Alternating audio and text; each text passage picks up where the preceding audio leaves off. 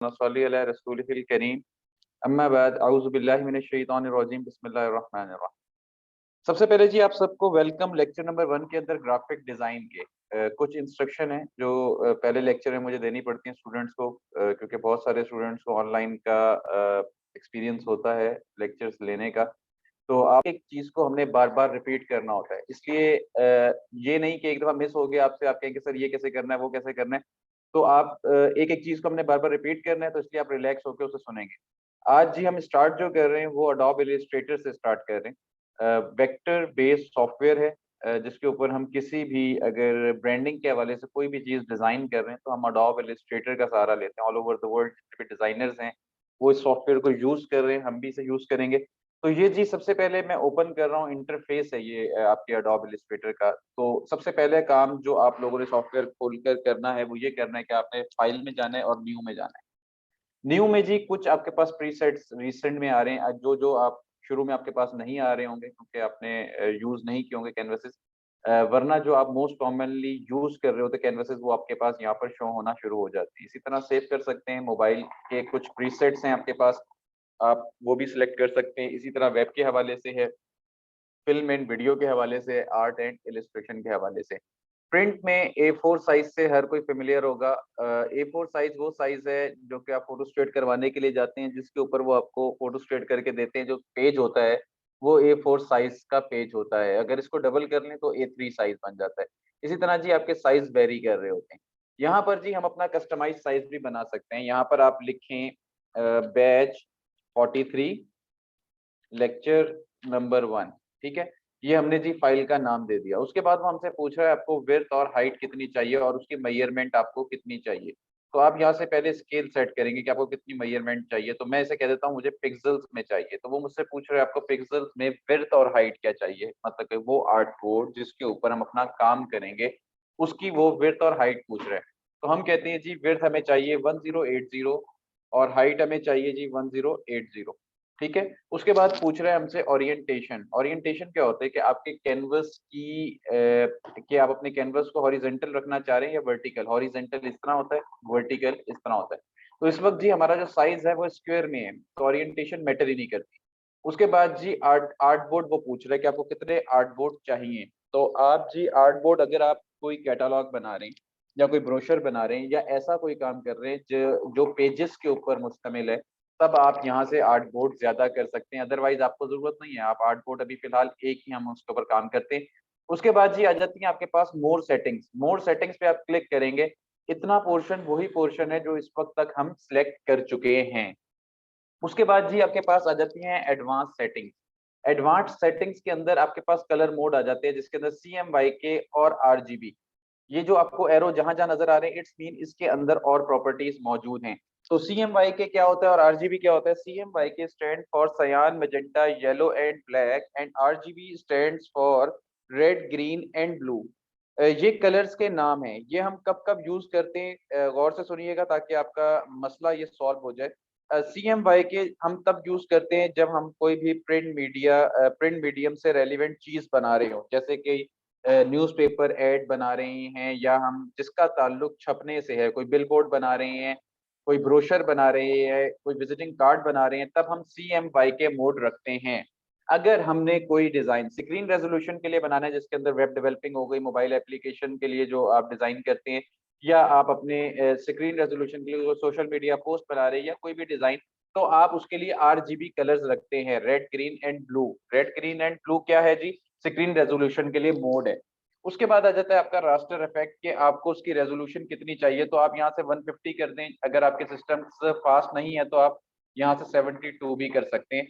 उसके बाद जी preview mode है, इधर आप डिफॉल्ट करेंगे और डिफॉल्ट करने के बाद क्रिएट डॉक्यूमेंट पे क्लिक कर देंगे तो आपका जो आर्ट बोर्ड है वो क्रिएट हो जाएगा, जिसके ऊपर हम कोई भी इलिस्ट्रेशन, कोई भी चीज ड्रॉ करते हैं।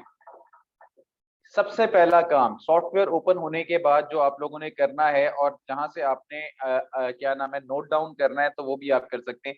अच्छा, कुछ बच्चे कह रहे हैं कि सर आवाज नहीं आ रही है आपकी। मेरी आवाज नहीं आ रही? काइंडली होस्ट मुझे बताइएगा, मेरी आवाज क्या क्लियर नहीं है? सर वॉइस बिल्कुल क्लियर है।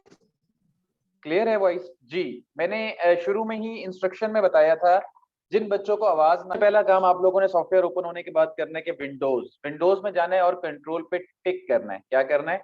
अभी जिन्होंने अभी ज्वाइन किया तो उनके लिए अर्ज है कि वो अभी हमने सिर्फ आर्टबोर्ड बनाया और उसके बाद हम जो जो पहला काम सॉफ्टवेयर पे करना है वो उस पर डिस्कस कर रहे हैं। अच्छा, विंडोज पे जाना है और कंट्रोल पे टिक कर देना। अगर मैं कंट्रोल से टिक हटाता हूँ तो आप देखिए सेकंड नंबर पे जो प्रॉपर्टीज आ रही हैं वो नहीं शो हो रही। तो आप क्या करेंगे, विंडोज में जाएंगे और आपका जो कंट्रोल है उस पर टिक कर देंगे तो आपकी सेकंड प्रॉपर्टीज आना शुरू हो जाएंगी। उसके बाद जी आप विंडोज में जाएं और टूल बार को बेसिक अगर करेंगे तो आपके पास ये टूल बार शो हो रहे होंगे। तो आपने क्या करना है, विंडोज में जाना है, टूल बार पे जाना है और बेसिक से आपने एडवांस पे कर देना है। अब सारे टूल्स बार जो मेरे पास शो हो रहे हैं आपके पास भी यही शो होना शुरू हो जाएंगे। तीसरी चीज, जैसे आप अपने मोबाइल को रीसेट करते हैं अगर कोई चीज डिस्टर्ब हो जाए, इसी तरह अगर आपके सॉफ्टवेयर में कोई चीज आपसे हिल जाए या आपसे कोई गलत की प्रेस हो जाए तो आप उसको भी रीसेट कर सकते हैं। कैसे कर सकते हैं? विंडोज के पैनल में जाके वर्क स्पेस में जाके रीसेट ऑटोमेशन पे क्लिक करेंगे तो आपका जो सिस्टम है जैसे आपने इंस्टॉल किया होगा वैसे का वैसा आपका इंटरफेस एप्लीकेशन का हो जाएगा। ठीक है जी। उसके बाद चौथी चीज अपने जहन में रखिएगा, जो टूल मेरे पास राइट साइड पे यहाँ पे नजर आ रहे हैं आपको या लेफ्ट साइड पे नजर आ रही हैं, ये सारे टूल्स आपकी सॉफ्टवेयर की ये विंडोज कहलाती है। इस विंडोज के अंदर सारे टूल्स आपके पास अवेलेबल होते हैं। यहाँ पर शो हो रहे हैं, आपके पास शो नहीं हो रहा है तो आप चुप करके विंडोज में आएंगे और यहाँ पर आपके पास सारे टूल्स शो होना शुरू हो जाएंगे। यहाँ तक क्लियर है? अब पांचवी चीज ये जहन में रखनी है आपने कि आपने व्यू में आके स्मार्ट गाइड्स पे टिक करना है। क्या करना है? व्यू में आना है और व्यू में आके आप लोगों ने स्मार्ट गाइड पे टिक करना है। स्मार्ट गाइड अपने नाम से बता रही है, गाइड करने के काम आता है। ड्यूरिंग वर्क जब आप शेप्स बना रहे होते तो ये आपको गाइड करती है कि आप अपनी शेप के बिल्कुल पैरेलल एक्यूरेट है नहीं है, या जो भी। ड्यूरिंग वर्क जब पिंक कलर की लाइन आई तो समझ जाइएगा कि ये स्मार्ट गाइड सर ने जो ऑन की थी ये इस वजह से आ रही है। चलें जी, आज आज का सबसे पहला टूल जो हमारे पास है वो है सिलेक्शन टूल। ये अपने नाम से बताता है किसी भी ऑब्जेक्ट को सिलेक्ट करने के काम आता है। इसको हम सिलेक्ट करते हैं और उसके बाद हम यहाँ से कोई शेप लेते हैं। इस शेप के आगे एक छोटा सा आपको ट्रायंगल सा नजर आ रहा है, इट्स मीन इसके अंदर और भी टूल्स हैं। तो उनको ओपन करने के लिए आप अपने माउस से राइट क्लिक करेंगे तो ये टैब ओपन हो जाएगा जिसके अंदर और आपको यहाँ पर शेप्स नजर आ रही हैं। फिलहाल हम बेसिक शेप्स लेते हैं। ये रेक्टेंगुलर टूल है, हम रेक्टेंगुलर टूल की मदद से एक शेप बनाते हैं। इसी तरह हम राउंडेड रेक्टेंगुलर टूल की मदद से एक शेप बनाते हैं और इसी तरह हम सर्कल लेते हैं, सर्कल की मदद से एक सर्कल बनाते हैं। अभी मैं रैंडम चीजों को बना रहा हूँ। इसी तरह हम स्टार टूल है, इसको हम बना लेते हैं और सिलेक्शन टूल की मदद से हम इनको बिल्कुल शेप के पैरेलल ऑपोजिट रख देते हैं। अच्छा जी, ये हमने कुछ बेसिक शेप्स बना ली हैं। इन्हें बनाने का तरीकाकार क्या है वो मैं आपको बताता हूँ। अभी फिलहाल बेसिक शेप्स आपको बतानी थी कि ये यहाँ पर मौजूद होती हैं। किसी भी चीज को अगर मैं अपने कैनवस को जूम इन और जूम आउट करना चाह रहा हूँ तो आप सिंपल आल्ट प्रेस करेंगे अपने कीबोर्ड से और अपने माउस के स्क्रॉल को अप करेंगे तो आप जूम इन कर सकते हैं और डाउन करेंगे तो जूम आउट कर सकते हैं। आपका जो सॉफ्टवेयर है वो आपको 64,000% जूम इन प्रोवाइड करता है। ये अगर मैं इस पर क्लिक करूं तो ये देखें बहुत ज्यादा जूम इन है, इट्स मीन आप बहुत डिटेल में जाके काम कर सकते हैं। अगर आप जूम इन कर लिया या आपकी स्क्रीन आपसे मिस हो गई है, अगर आप चाहते हैं कि आपका कैनवस आपके बिल्कुल सामने आ जाए तो उसके लिए आप कंट्रोल जीरो प्रेस करेंगे। क्या प्रेस करेंगे? Control zero. कंट्रोल जीरो से क्या होगा, आप कहीं पे भी होंगे, आपकी स्क्रीन आपसे मिस हो गई है, आप कंट्रोल जीरो प्रेस करें, आपकी स्क्रीन आपके बिल्कुल सामने आ जाएगी। जूम इन करने के लिए क्या है, ऑल्ट प्रेस करना है, अपने स्क्रॉल को अप करेंगे, जूम इन, डाउन करेंगे, जूम आउट। तो अभी फिलहाल हम जूम इन नहीं करते, अभी इतना ही रखते ताकि हमारी स्क्रीन जो है प्रॉपर नजर आए। उसके लिए जी अब हमारे पास यहाँ पे रेक्टेंगुलर टूल है। रेक्टेंगुलर टूल से आल्ट और शिफ्ट से मैं ड्रैग कर रहा हूँ। अगर देखें दो तीन तरीके हैं शेप बनाने के। तीन वर्ड्स मैं बहुत यूज करूंगा, क्लिक, ड्रैग, रिलीज। ये बहुत ज्यादा वर्ड यूज हो रहे होंगे। जब जब मैं बोलूं क्लिक, इट्स मीन मैंने अपने माउस के बटन से क्लिक किया। ड्रैग, मैंने अपने माउस के बटन को आगे लेकर गया और रिलीज, अब मैंने अपने माउस के बटन को छोड़ दिया है। तो ये वर्ड्स जब मैं यूज करूं तो समझ जाइएगा कि मैं क्या कहना चाह रहा हूं। फिलहाल हम क्लिक करके अगर मैं ड्रैग कर रहा हूं और मैं चाहता हूं कि ये बिल्कुल प्रपोजन इसकी शेप के आउट ना हो तो मैं साथ ही शिफ्ट प्रेस कर दूंगा। अगर मैं शिफ्ट प्रेस करूंगा तो आप देखें कि बिल्कुल ही चारों साइडें बराबर हैं और चारों साइडों के साथ ये शेप मेरी बड़ी हो रही है। अगर मैं चाहता हूं कि बिल्कुल सेंटर पॉइंट से ये आपको इक्वली बड़ा करके दे तो मैं इसको क्लिक करने के साथ मैं आल्ट और शिफ्ट प्रेस करूंगा तो ये देखिए मैंने आराम से एक बॉक्स बना लिया। अगर मैं जूम करके दिखाऊं आपको तो ये बॉक्स क्या कहलाता है, ये बॉक्स कहलाता है आपका बाउंडिंग बॉक्स। ठीक है, ये जो आपको व्हाइट कलर के छोटे छोटे बॉक्सेस नजर आ रहे हैं ये कहलाते हैं आपके रीसाइज हैंडल्स। इनकी मदद से आप अपनी शेप को बड़ा कर सकते हैं, छोटा करना है छोटा कर सकते हैं। तो फ्री हैंड आपने करना है तो आप इजीली कर सकते हैं। अगर आपने राउंड करना है तो अगर आप इस बॉक्स के थोड़ा ऊपर अपना कर्सर लेकर जाते हैं तो ये दो एरोज से बने हुए आ रहे हैं। अगर आपके पास दो एरोज से बने हुए हैं, क्लिक करके अगर आप लेफ्ट साइड पे लेकर जाएं तो आप शेप को लेफ्ट साइड पे ले जा सकते हैं और इसी तरह आप राइट साइड पे भी शेप को ला सकते हैं। बैक जाने के लिए आप कंट्रोल जेड का सहारा लेते हैं। अगर आपको मल्टीपल बैक जाना है तो उसके लिए उसके लिए आप कंट्रोल जेड कर सकते हैं। मल्टीपल बैक जाने के लिए आप control Z and control Z कर सकते हैं बहुत आराम से।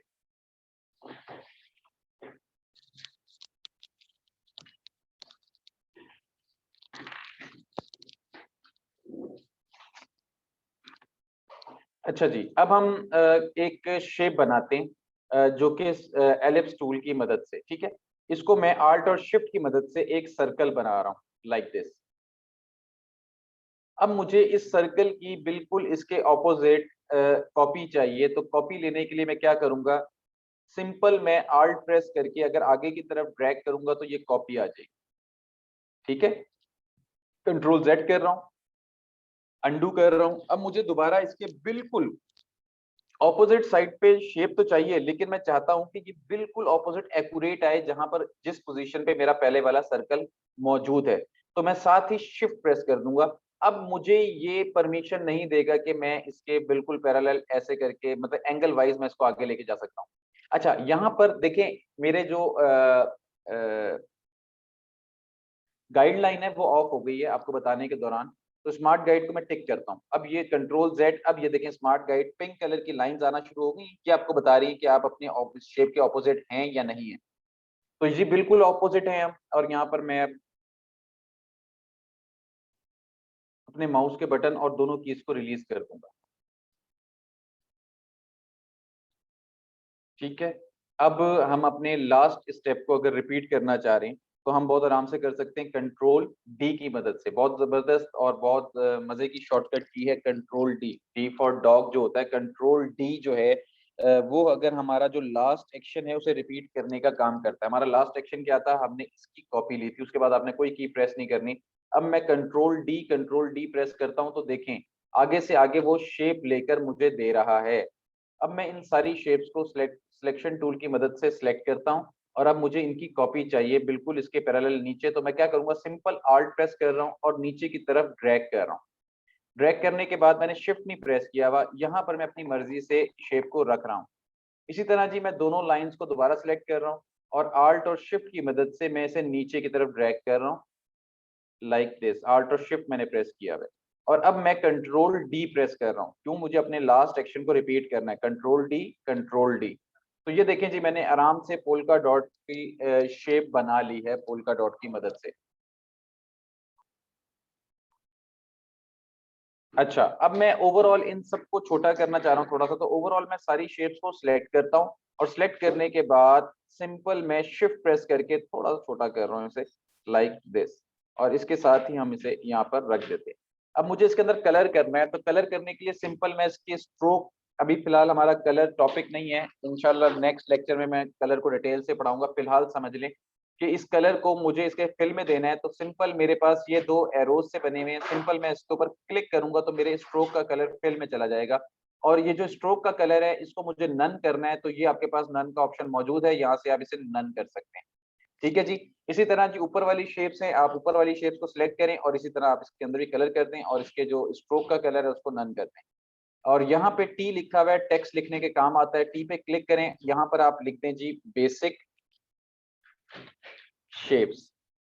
और बेसिक शेप्स लिखने के बाद अगर फॉन्ट का साइज चेंज करना है तो ये आपके पास फॉन्ट का साइज आ रहा है। इस पे क्लिक करें और यहाँ से आप अपने फॉन्ट के साइज को बढ़ा दें, हम 36 कर लेते हैं और यहाँ पर हम इसे रख देते हैं। ठीक है जी। उसके बाद जी हम इसी के फॉन्ट को जो है 36 से हम इसको 30 करते हैं, 36 बहुत बड़ा हो जाएगा। उसके बाद जी इसी की कॉपी लेता हूँ और यहाँ पर लाकर रख देता हूँ।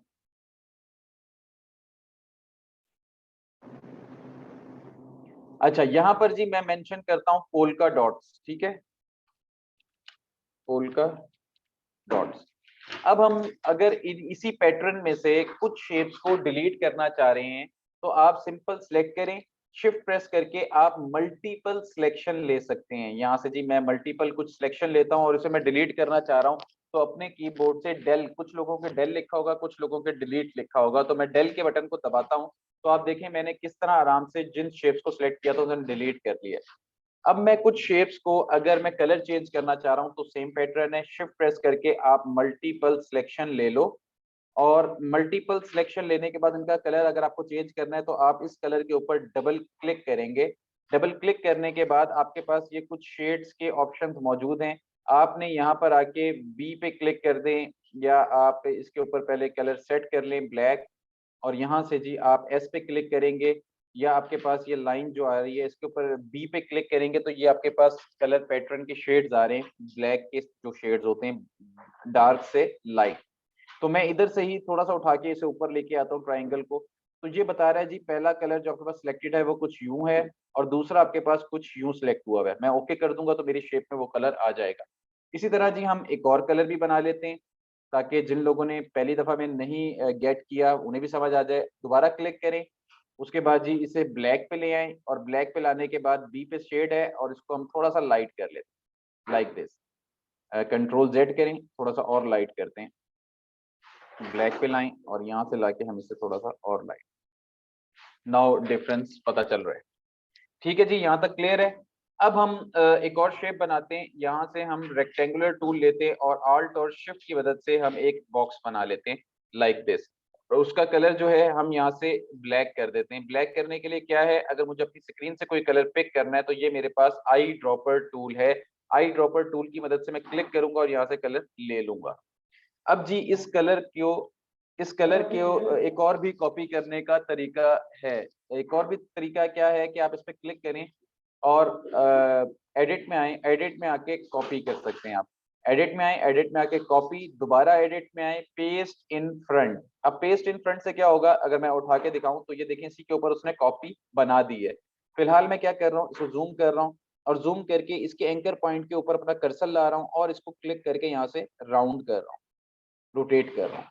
इसी तरह जी मुझे एक और कॉपी करनी है, शेप को सिलेक्ट करें, एडिट में आए, कॉपी, दोबारा एडिट में आए, पेस्ट इन फ्रंट और इसी तरह आप इसको भी यहाँ से रोटेट कर लें थोड़ा सा।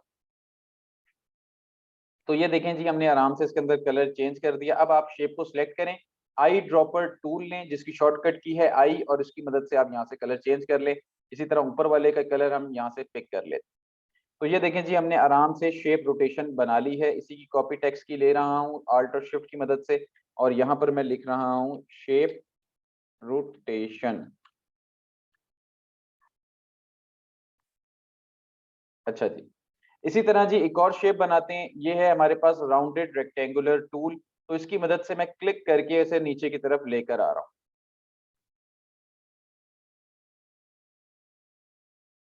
इसका कलर जी ब्लैक है। अब मुझे इसे रोटेट करना है। रोटेट करने का एक और तरीका भी है। एक और तरीका क्या है कि आप सिंपल इसे सिलेक्ट करें सिलेक्शन टूल से और राइट क्लिक करें और राइट क्लिक करके इधर ट्रांसफॉर्म में जाएं और ट्रांसफॉर्म में जाके आप रोटेट के बटन पे क्लिक करेंगे। क्या करेंगे, राइट क्लिक करेंगे। इस तरह करके नोट्स बनाया करें कि राइट क्लिक के बाद सर ने कहा ट्रांसफॉर्म में जाना है, ट्रांसफॉर्म के बाद सर ने कहा जाना था रोटेट, रोटेट पे जाके क्लिक कर दें। रोटेट पे जाके जैसे ही क्लिक करेंगे वो आपसे पूछेगा कि आपको कितने एंगल पे रोटेशन चाहिए। तो आप इसे बताएं जी मुझे 8 डिग्री के ऊपर रोटेशन चाहिए। उसके बाद वो आपको ऑप्शन देता है कि आप प्रीव्यू देखना चाह रहे हैं तो आप बिल्कुल प्रीव्यू पे क्लिक कर दें। तो ये आपको बता रहा है जी आपकी रोटेशन कुछ इस तरह की आएगी। उसके बाद वो आपसे पूछ रहा है कि आपको कॉपी चाहिए या आपको अपनी एक्चुअल शेप को रोटेट करना है। तो मैं उसे कहता हूँ नहीं भाई मुझे कॉपी बना कर दो, मुझे अपनी एक्चुअल शेप को नहीं छेड़ना। तो आप सिंपल क्या करेंगे, कॉपी के बटन पे क्लिक कर दोगे। अब आपके पास लास्ट जो मैंने आपको एक शॉर्टकट की बताई थी, जो बहुत मजेदार शॉर्टकट की थी, वो क्या थी? Control D, D for dog. अब देखिए कंट्रोल डी प्रेस करने से क्या होता है, लास्ट स्टेप को रिपीट करेगा। गौर से सुनिएगा, कंट्रोल डी कॉपी करने के लिए यूज नहीं होता, कंट्रोल डी आपके लास्ट एक्शन को रिपीट करने के लिए यूज होता है। अब देखें कंट्रोल डी प्रेस करने से कैसे मजे का पैटर्न हम बना लेंगे, ये देखें लाइक दिस। अब हम इनका अगर मुझे कलर चेंज करना है, इस वक्त ये सारी शेप्स अलग-अलग पड़ी हुई हैं। अगर मुझे सिलेक्ट करना है तो मैं शिफ्ट प्रेस करके मैं एक छोड़कर एक की सिलेक्शन ले रहा हूं, एक छोड़कर एक की मैं सिलेक्शन ले रहा हूं। ये देखें जी, एक दफा हिला के भी देख लें, ये मैंने सारी सिलेक्शन कर ली है। अब मैं चाहता हूं कि मुझे बार बार सिलेक्ट ना करना पड़े, एक दफा मैं सिलेक्ट कर लूं और कंट्रोल जी से आप अपनी सारी शेप जो आपने सिलेक्ट की हुई है उन्हें ग्रुप कर लेंगे। कंट्रोल जी किया, अब मुझे यहाँ से कोई कलर करना है तो मैं वन क्लिक के ऊपर यहाँ से कलर कर सकता हूँ। यहाँ से जी मैं फर्ज करें कोई भी कलर, यहाँ से येलो चाहिए आपको तो आप येलो कर सकते हैं। तो ये जी मैंने आराम से कलर कर लिया। अब देखें ये जो बाकी ब्लैक ब्लैक हैं, ये सारी जो हैं अलग-अलग पड़ी हुई हैं, इनको भी मैं ग्रुप करना चाह रहा हूँ। तो मैं क्या करूंगा, ओवरऑल सिलेक्ट करूंगा, शिफ्ट प्रेस करके येलो वाली पे क्लिक करूंगा, अनसिलेक्ट कर दूंगा। अब मेरे पास सिलेक्शन किसकी आ गई, सिर्फ ब्लैक वाले की आ गई है। अब मैं इसको कंट्रोल जी करके ग्रुप कर लेता हूँ। अब मुझे इसका कलर चेंज करना है तो आई ड्रॉपर टूल लें और यहाँ से आप इसको ग्रे कर सकते हैं, या आपको थोड़ा सा डार्क ग्रे करना है तो आप डार्क ग्रे भी कर सकते हैं। इसी तरह जी शेप रोटेशन को हम यहाँ पे लेके आते हैं और यहाँ पर हम लिख देते हैं मोटिव रोटेशन। तो साथ साथ हमने प्रॉपर इसी तरह प्रेजेंटेशन भी करनी है। तो आप लोगों का जो काम मैं करा रहा हूं आपको, यही आपका होमवर्क होता है। एक दिन का आप लोगों के पास टाइम होता है, मेरे व्हाट्सएप ग्रुप के ऊपर आप लोग अपनी असाइनमेंट शेयर कर सकते हैं। सिर्फ आप लोग अपनी असाइनमेंट शेयर करने के लिए मेरा व्हाट्सएप ग्रुप जो है उसके ऊपर मुझे प्राइवेटली मैसेज कर सकते हैं। लेक्चर के एंड में मैं आपको अपना नंबर भी प्रोवाइड कर दूंगा। अच्छा जी, अब हम एक और शेप बनाते हैं और एक और शेप के लिए यहाँ से मैं जी रेक्टेंगुलर टूल लेता हूँ और रेक्टेंगुलर टूल की मदद से यहाँ पे मैं आल्ट और शिफ्ट की मदद से एक बॉक्स बनाता हूँ लाइक दिस, और इसका कलर जी आई ड्रॉपर टूल लेता हूँ और यहाँ से येलो कर लेता हूँ। इसी तरह जी मैं इसके ऑपोजिट भी एक शेप ऊपर भी कॉपी कर लेता हूँ। कॉपी करने के लिए आल्ट प्रेस करें, शिफ्ट प्रेस करें और जैसे ही आपके पास इंटरसेक्ट लिखा हुआ आ जाए, आप दोनों कीज और माउस के बटन को रिलीज कर देंगे, छोड़ देंगे। इसी तरह नीचे वाले पार्ट को दोबारा सिलेक्ट करें, आल्ट और शिफ्ट से इसे राइट साइड पे ड्रैग करें।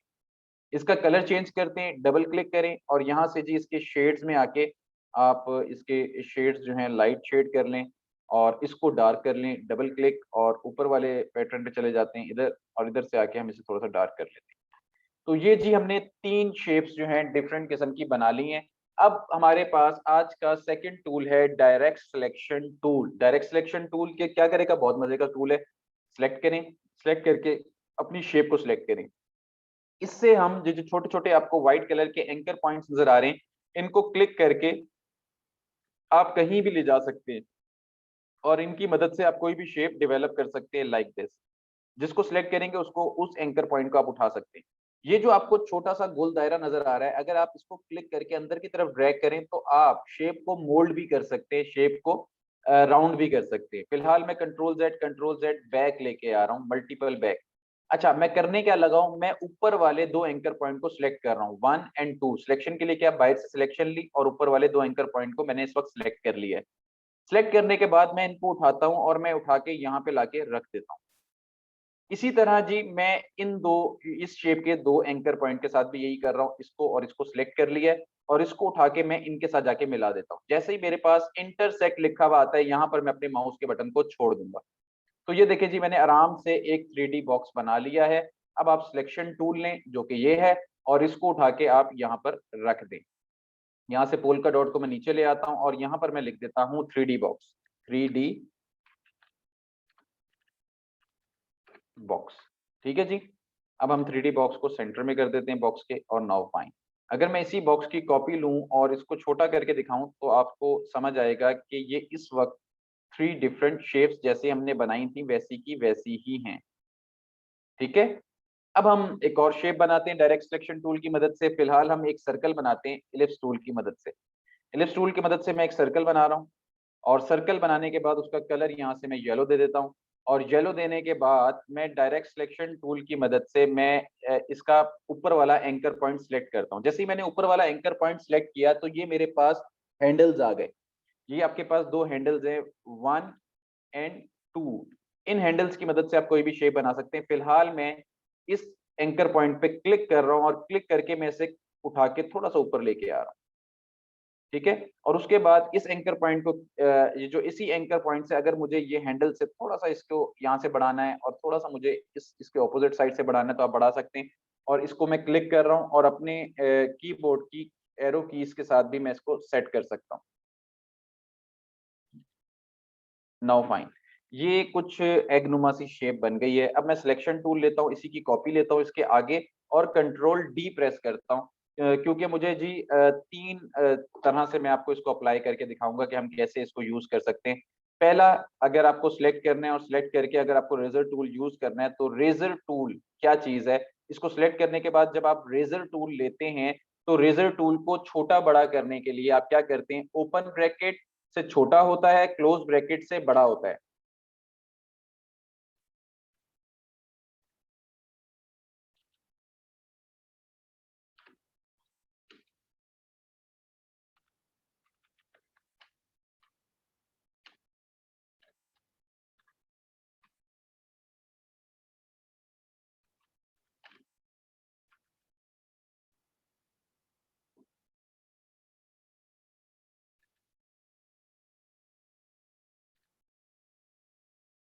अब सिलेक्ट करें, सिलेक्ट करके आप अगर रेजर टूल लें तो ओपन ब्रैकेट से आप छोटा कर सकते हैं, स्मॉल, और क्लोज ब्रैकेट से जो कि ये है इससे आप बड़ा कर सकते हैं।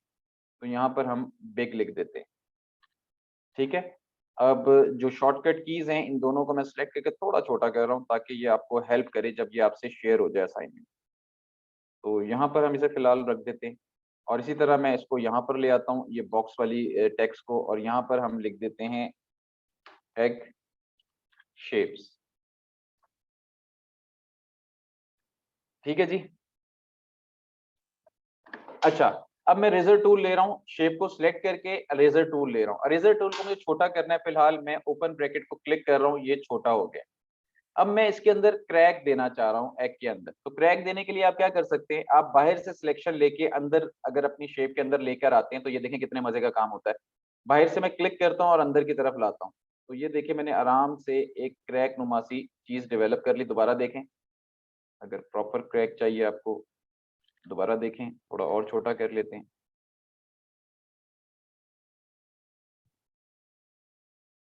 नाउ फाइनली ये देखें मैंने इसके रेजर टूल जब इसके मिड में ड्रैग किया है तो ये देखें ये एक शेप से दो शेप्स में कन्वर्ट हो गया। और अब इसे हम क्लोज डाउन भी कर सकते हैं और आई ड्रॉपर टूल लेकर हम यहाँ से कलर चेंज भी कर सकते हैं कि ऊपर वाले पार्ट का मैंने अलग कलर कर लिया, नीचे वाले पार्ट का अलग। अब हम दूसरा काम दोबारा रेजर टूल लेते हैं और अब हम इसके साथ प्ले करेंगे। तो किस तरह प्ले करेंगे, सिलेक्शन टूल लें, सिलेक्ट करें, रेजर टूल लें।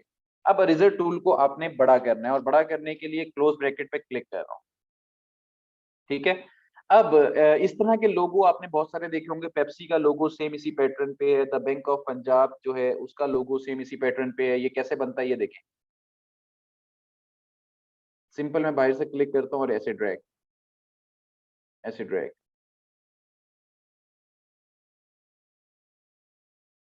और ये देखें मैंने आराम से इसके बीच में एक पैटर्न सा बना लिया।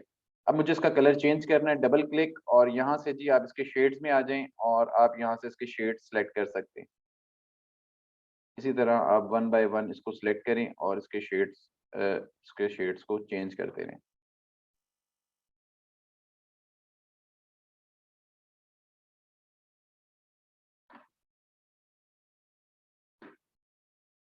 तो ये देखें जी हमने आराम से इसके शेड्स भी डेवलप कर ली।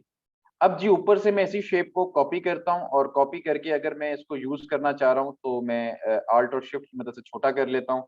और यहाँ पर जी मैं इसे यूज करना चाह रहा हूँ तो मैं क्या करता हूँ, रेजर टूल लेता हूँ और रेजर टूल को मैं बड़ा कर रहा हूँ क्लोज ब्रैकेट से, इससे थोड़ा सा बड़ा कर रहा हूँ और यहाँ पर लाके जी मैं क्लिक कर देता हूँ अपने रेजर शेप पे। पहले शेप सेलेक्ट करनी है आपने, अब आप रेजर टूल लें और यहाँ पर लाके आप क्लिक कर दें। तो ये देखें जी मैंने आराम से कट दे दिया है और कट के ऊपर लाके मैं इसे शेप को रख रहा हूँ। तो ये देखें जी मैंने आराम से एक पैटर्न बना लिया है। अब इसी शेप को कॉपी ले लें और इसके ऊपर ला के रख देते हैं और थोड़ा छोटा कर लेते हैं। इस वक्त ये इस शेप के नीचे है। अगर मुझे इस शेप के ऊपर लेकर आना है नीचे वाली लेयर को, तो उसके लिए मैं क्या करूंगा, कंट्रोल शिफ्ट और क्लोज ब्रैकेट। क्लोज ब्रैकेट कौन सी, जो यहाँ पर आपको नजर आ रही है। कंट्रोल शिफ्ट और क्लोज ब्रैकेट करेंगे तो आपकी जो लेयर है नीचे से ऊपर आ जाएगी। अब इसके अंदर जो येलो पोर्शन है उसको हम व्हाइट कर देते हैं ताकि थोड़ा प्रोमिनेंट हो जाए, लाइक दिस। और इसी तरह जी हम दोनों शेप्स को दोबारा सेलेक्ट करते हैं, इधर लाके रखते हैं और थोड़ा छोटा कर लेते हैं, और ये हमने पैटर्न एक मजेदार किस्म का बना लिया है। तो ये थी जी आज की हमारी चीजें जो हमने बनानी थी। अब जो ब्लैक टेक्स्ट मैंने लिखा है, शिफ्ट प्रेस करके मैं सारा जहां जहां मैंने टेक्स्ट लिखा है उसे सिलेक्ट कर रहा हूँ और उसको मैं लाइट ग्रे में लेके जा रहा हूँ। तो ब्लैक पे डबल क्लिक करें और यहाँ से शेड लें और यहाँ से मैं इसको लाइट ग्रे में, ताकि ये ब्लैक ब्लैक बहुत ज्यादा जो स्क्रीन पे हो रहा है वो आपका डल हो जाए। ठीक है, इसको भी जी इससे सिलेक्ट कर रहा हूँ ताकि इसमें भी कलर सेम हो जाए। अब हम दोबारा सर्कल लेते हैं और सर्कल लेकर मैं आपको बताता हूँ कि डायरेक्ट सिलेक्शन टूल की मदद से आप और क्या क्या कर सकते हैं। इसको सिलेक्ट करें और इसको यहाँ से यहाँ पे रोटेट कर लें, तो थोड़ा सा आप अपनी मर्जी से इसके साथ प्ले कर सकते हैं। ये देखें,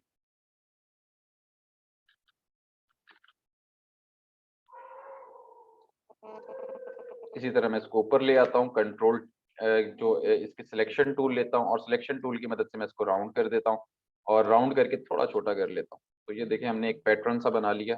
एबनॉर्मल से ही पैटर्न है लेकिन पैटर्न तो है। तो ये जी हमने इजीली शेप बना ली है। तो ये भी आप बना सकते हैं। तो उसके बाद हम क्या कर सकते हैं, उसके बाद हमारे पास है पेन टूल। पेन टूल की मदद से हम एक और शेप बनाएंगे, और वो क्या है गौर से देखें। ये जी हमारे पास पेन टूल है। पेन टूल की यूज करने का जो तरीका है वो ये है कि आपने उसके स्ट्रोक में कलर देना है, फिल में कलर नहीं होना चाहिए। क्योंकि जब भी हम, इसका कॉन्सेप्ट ये है कि जब भी हम कोई ड्राइंग करते हैं तो उसके अंदर पहले कलरिंग नहीं कर देते, बल्कि हम उसका स्ट्रोक बनाते हैं ना, उसके बाद हम उसके अंदर कलरिंग करते हैं।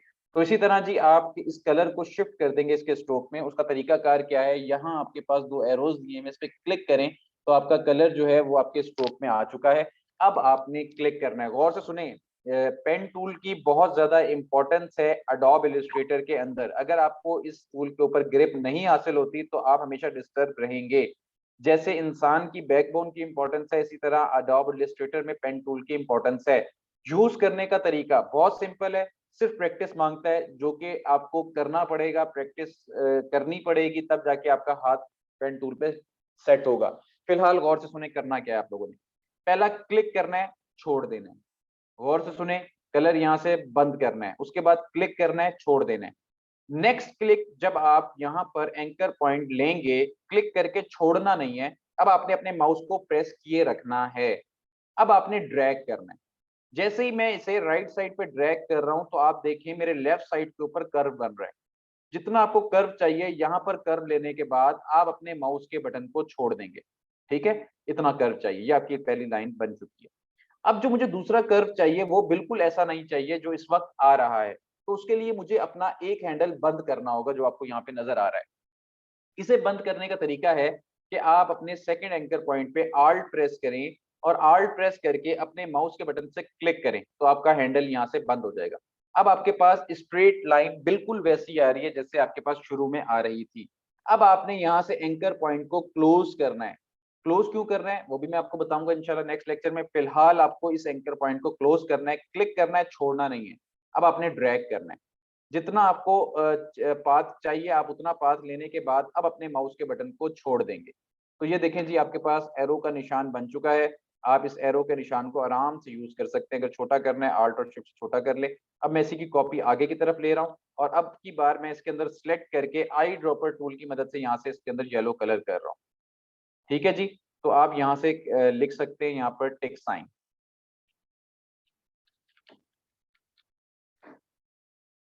तो ये जी हमने आराम से टिक साइन बना लिया। ये था जी आज का हमारा लेक्चर। आई होप आपको मजे का लगा होगा, इंटरेस्टिंग लगा होगा। अब मैं आपको इसको सेव करने का तरीका कार बता दूं। टिक साइन को आप यहाँ से उठा के यहाँ पर रखें। यहाँ पर आप अपना छोटा सा नाम देंगे, बैच का नाम देंगे। तो यहाँ पर मैं फिलहाल आपको एज अ डमी लिख देता हूँ बैच 34, सॉरी 43, ऐसा ही है। अच्छा, बैच 43, ठीक है। यहाँ छोटा सा नाम देंगे। अब आपने अपनी फाइल को सेव करना है। सेव करने के लिए आप क्या करते हैं, आप यहाँ से एक बॉक्स लेते हैं जो कि आप बताते हैं अपने सॉफ्टवेयर को कि भाई यहाँ से लेके यहाँ तक मुझे जेपैग चाहिए। तो आप उसको बताते हैं कि आपका बॉर्डर वाइट एरिया है ना, उधर से आप शुरू करें और एक बॉक्स बनाएं। बॉक्स बनाने के बाद उसका कलर जो है नन करें, स्ट्रोक में अगर कलर था तो उसको भी नन करें। तो इसको हम क्या कहते हैं, हिडन बॉक्स। ये बनाना होता है आपको लाजमी। अगर आप नहीं बनाएंगे तो आपका सॉफ्टवेयर कंसीडर करेगा सिर्फ आपको यहाँ से, जहां जहां आपकी शेप खत्म होगी ना, वो आपको वहां वहां तक कंसीडर करेगा कि भाई आपकी कोई शेप पड़ी हुई है और आपको वहां तक का जेपैग बनाकर देगा, यहाँ तक। अब जो नेगेटिव स्पेस है वो भी एक पार्ट है आपके काम का। वो आपको, ये अगर आप नहीं बनाते तो आपको वो इस तरह का जेपैग बनाकर देगा, फाइल इस तरह की बनाकर देगा, इतना पार्ट आपको बनाकर दे देगा।